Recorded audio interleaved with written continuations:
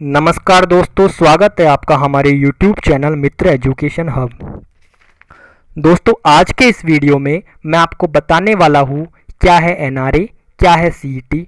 दोस्तों, पूरी डिटेल में मैं आपको समझाऊंगा कि कैसे भर्ती परीक्षाएं होंगी, इसमें क्या क्या बदलाव आएगा, पूरा एनालिसिस करके बताऊंगा।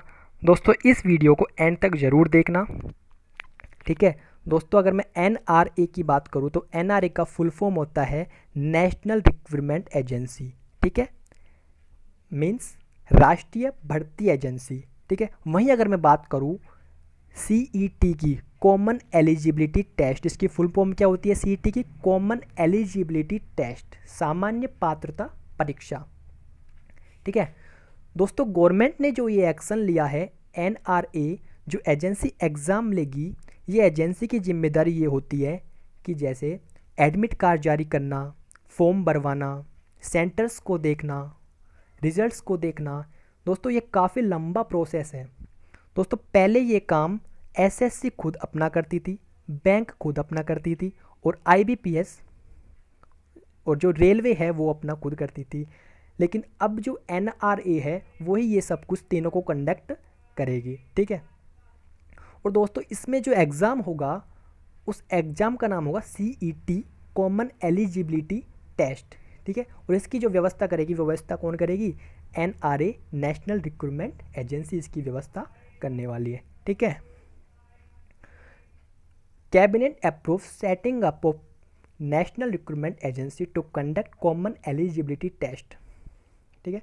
दोस्तों, ये तो आपको पता होगा कि कंडक्ट कौन करेगी? एनआरए सीईटी को कंडक्ट करने वाली है। केंद्रीय विभागों एवं संगठनों में भर्ती के लिए करना होगा एक ही आवेदन। मीन्स दोस्तों, जो सेंटर के जो डिपार्टमेंट है और जो ऑर्गेनाइजेशन है उनमें उनमें भर्ती के लिए एक ही आवेदन करना होगा, ठीक है। दोस्तों, अगर हम इसको डिटेल से, दोस्तों ये जो लागू होगा ये लागू होगा 2021 से। अभी कोई इसका कोई वो नहीं है, लेकिन ये लागू कब से हो जाएगा?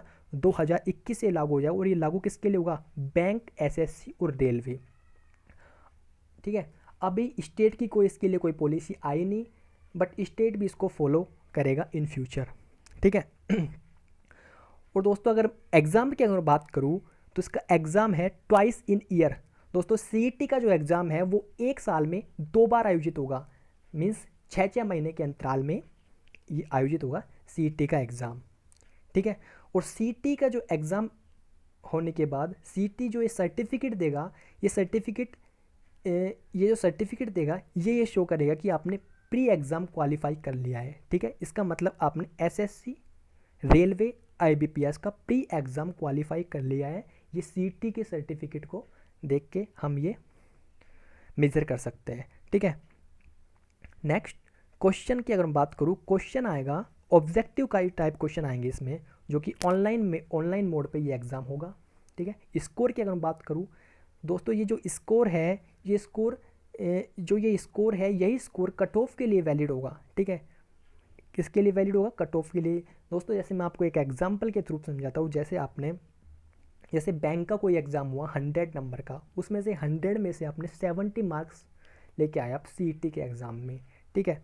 तो उसमें जो बैंक ने जो एग्ज़ाम कंडक्ट करवाया, उसमें बैंक ने एक लिमिट रख दी, एक क्राइटेरिया रख दिया कि जिसके सीईटी एग्ज़ाम में 80 नंबर है या उससे ज़्यादा है, वो यहाँ पे अप्लाई कर सकता है बैंक में, ठीक है। दोस्तों, यदि आपके 100 में से 70 मार्क्स है तो आप उसमें अप्लाई नहीं कर सकते, ठीक है।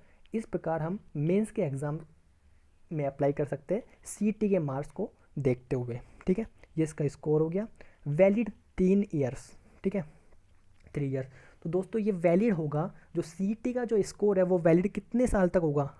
3 साल तक ये वैलिड होता है, ठीक है। दोस्तों, अगर मैं सेंटर की बात करूँ, सेंटर जो है दोस्तों, देश के हर ज़िले में एनआरए का एक सेंटर बनेगा, ठीक है। देश के प्रत्येक ज़िले में एनआरए का सेंटर बनेगा। लैंग्वेज की अगर मैं बात करूँ दोस्तों, लैंग्वेज इसमें कितनी लैंग्वेज होगी? लैंग्वेज इसमें होगी 12, ठीक है। दोस्तों, संविधान की 8वीं अनुसूची में शामिल 22 भाषाओं में से 12 भाषाओं में इसका आयोजन होगा। दोस्तों, ये जो एग्ज़ाम है सीईटी, कॉमन एलिजिबिलिटी टेस्ट का जो आयोजन होगा वो 12 भाषाओं में होगा। दोस्तों, आज से पहले ये ये जो एग्ज़ाम होता था वो मात्र 2 भाषाओं में होता था, लेकिन अब ये 12 भाषाओं में होगा, ठीक है। और इन फ्यूचर ये भाषाओं की संख्या बढ़ने की संभावना है, ठीक है।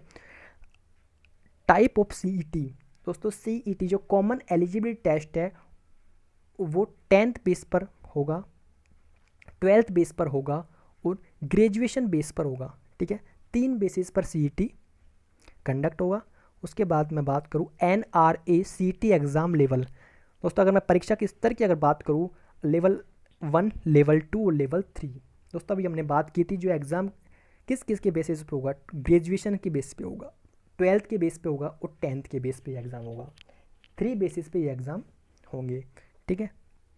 नेक्स्ट क्वेश्चन दोस्तों, NRACT एग्ज़ाम पैटर्न। दोस्तों एग्ज़ाम के पैटर्न की अगर बात करूँ तो परीक्षा का नाम तो आपको पता है, CET प्रीलिम्स, ऑर्गेनाइज संगठन SSC IBPS RRB।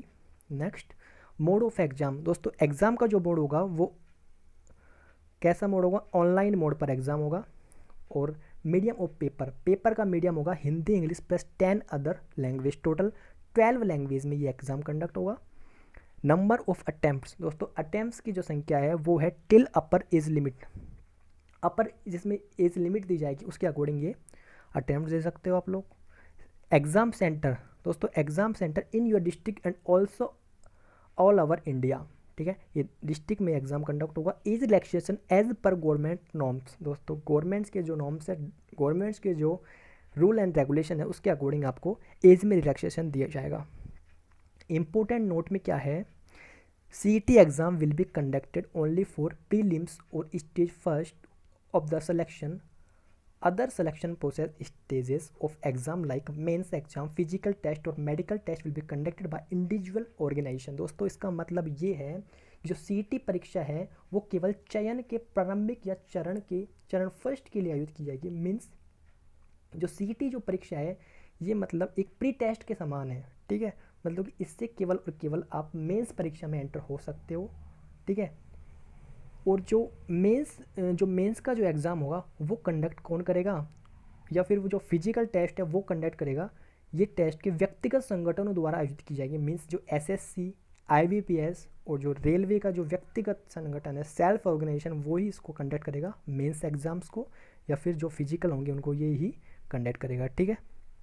Next graduate level NRA syllabus. दोस्तों अगर हम सिलेबस की अगर हम बात करूँ, जो ग्रेजुएट लेवल का जो सिलेबस है उसके में जनरल इंटेलिजेंसी एंड रीजनिंग ये सब्जेक्ट आएगी एक, second general awareness, third quantitative aptitude, fourth English comprehension, ठीक है। दोस्तों इसमें 4 सब्जेक्ट आएगी अगर मैं ग्रेजुएशन लेवल की अगर मैं बात करूँ। और दोस्तों 12th लेवल पर भी यहाँ पे 4 सब्जेक्ट आएगी CET के एग्ज़ाम में। जनरल इंग्लिश बेसिक लेवल आएगा उसका, general intelligence and reasoning quantitative aptitude, basic arithmetic skill और जनरल अवेयरनेस। 4 सब्जेक्ट इसमें आएंगे 12th लेवल पे। और 10th लेवल की मैं आपसे बात करूँ तो इसमें भी 5 सब्जेक्ट आएंगे, जैसे फर्स्ट है general science up to 10th level, mathematics, general awareness basic level, general English basic level, Hindi local language optional होगी ये, ठीक है। ये सिलेबस की बात हो गई, CET एग्ज़ाम के सिलेबस की बात हो गई। नेक्स्ट नौकरी चाहने वालों को सामान्य पात्रता परीक्षा CET में मिलेंगे ज़्यादा विकल्प। मानक पाठ्यक्रम और अलग अलग स्तर कई भारतीय भाषाओं में आयोजित किया जाएगा, ठीक है।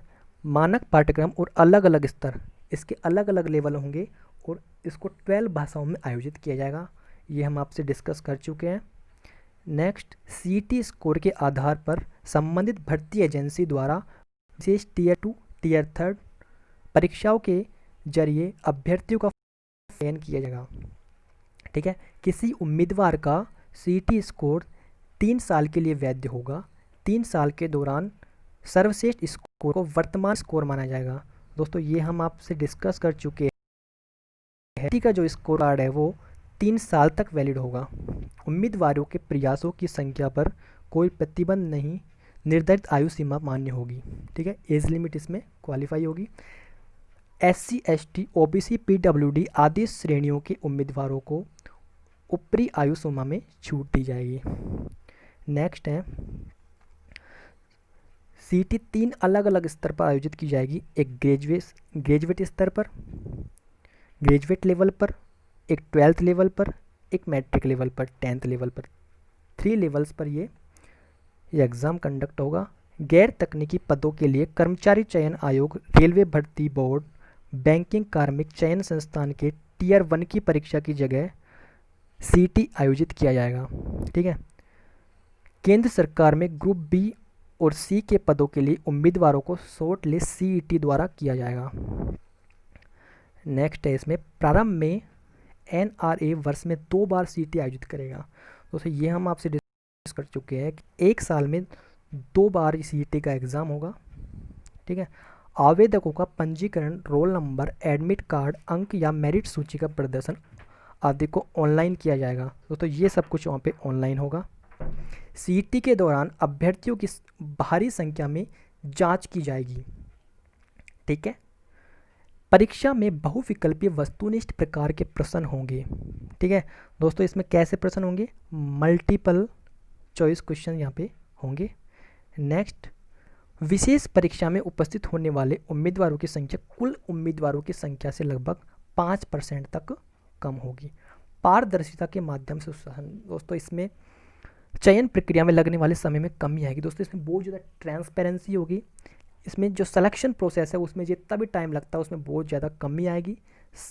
समान पात्रता वाली विभिन्न एजेंसियों द्वारा आयोजित परीक्षा अलग अलग देने की मुश्किलें खत्म होगी। दोस्तों जैसे IBPS का प्री टेस्ट अलग देते थे हम, SSC का अलग देते थे, रेलवे का अलग देते, उसमें सबको एक साथ मर्ज करके सबको एक ही एग्ज़ाम यहाँ पे देना होगा।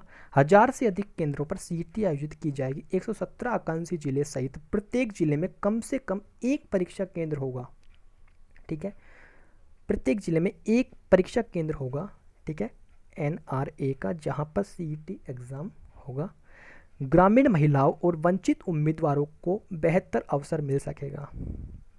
ठीक है, पारदर्शी और आसान भर्ती प्रक्रिया। वर्तमान में सरकारी नौकरियों के इच्छुक अभ्यर्थियों को विभिन्न एजेंसियों द्वारा आयोजित साल में कई परीक्षा देनी पड़ती है।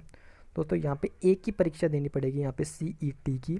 अभ्यर्थियों को कई बार फीस भरनी पड़ती है और परीक्षा देने के लिए लंबी यात्रा करनी पड़ती है। दोस्तों अब ऐसा नहीं होगा, अपने डिस्ट्रिक्ट में ही एग्ज़ाम सेंटर आएगा। इन मुश्किलों को दूर हेतु राष्ट्रीय एजेंसी विभिन्न सरकारी नौकरियों के लिए टियर 1 की एक सामान्य परीक्षा आयोजित करेगी।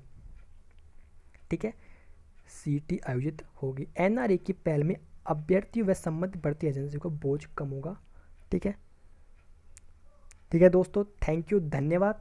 उम्मीद करता हूँ कि आपको हमारी वीडियो ज़रूर पसंद आई होगी।